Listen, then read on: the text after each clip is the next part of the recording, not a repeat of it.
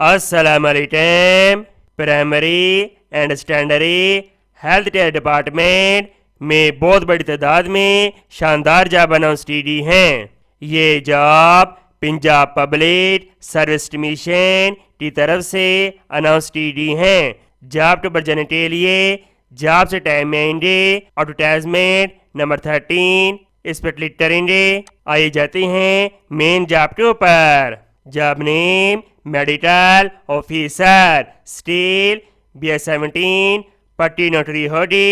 Number of vacancies 900 qualification graduate in 5 years 16 साल तालीम इन MBBS और इक्विवेलेंट और डिग्री PMDC से रिकॉग्नाइज होनी चाहिए, यानी पाकिस्तान मेडिकल डेंटल काउंसिल से रिकॉग्नाइज होनी चाहिए। और उम्मीदवार के पास 8 साल एक्सपीरियंस होना चाहिए हाउस जॉब का।